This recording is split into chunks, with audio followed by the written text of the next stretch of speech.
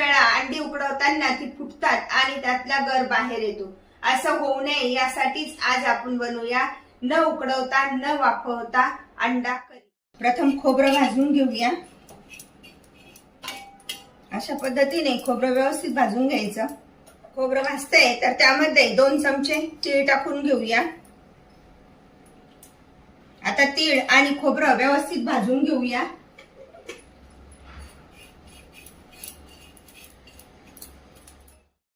तीळ आणि खोबरं व्यवस्थित भाजून झालंय. एका प्लेटमध्ये काढून घेऊया. त्यावर कांदा भाजून घेऊया.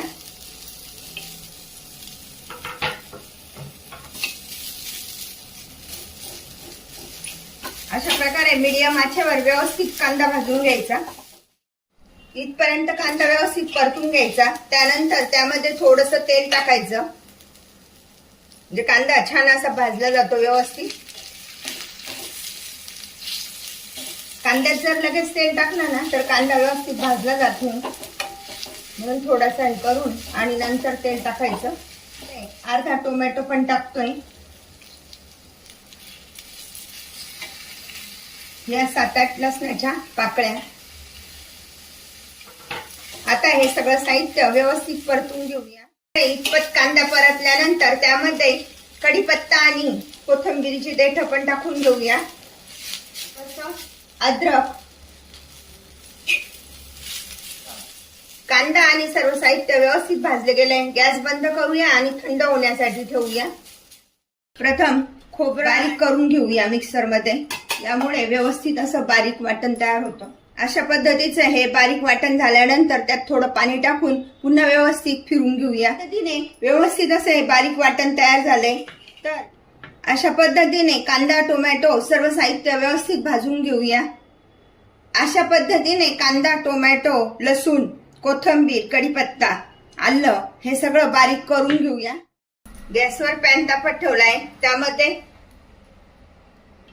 1.5 चमचा तेल टाकून घेऊया. पाव चमचा मोहरी, पाव चमचा जिरे,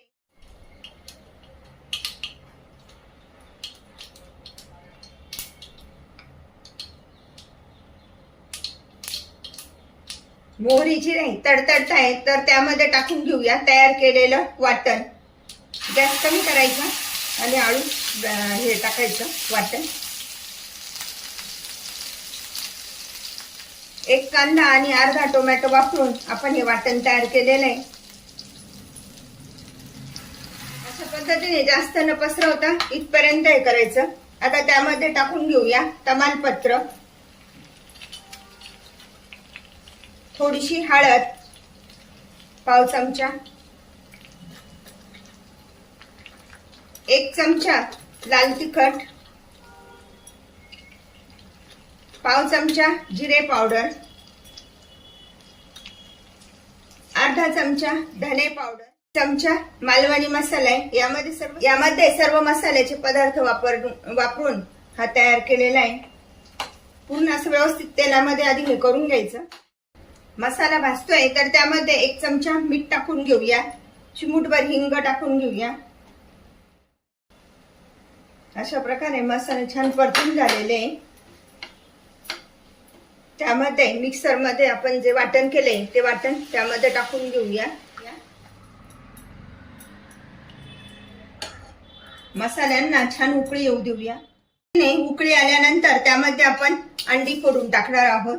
आज आपण न उकडवता अंड्याची करी बनवत आहोत.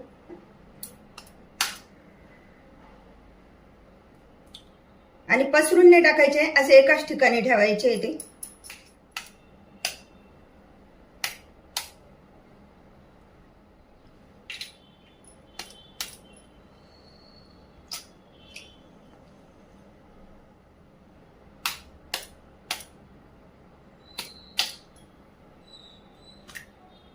अशा प्रकारे 4ही अंडी आपण फोडून घेतलेली आहे. आता काहीच हलवायची पण नाहीये, अशीच शिजू द्यायची आहे व्यवस्थित. आज आपण न उकडवता अशी अंड्याची करी बनवत आहोत. भाजीला छान अशी उकळी आलेली आहे आणि अंडी पण शिजत आहे. अजून हलवलेलीच नाही मी अंडी.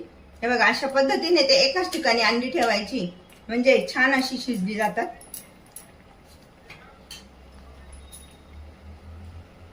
अजून 5 मिनिट आपण अंडे शिजू देऊया.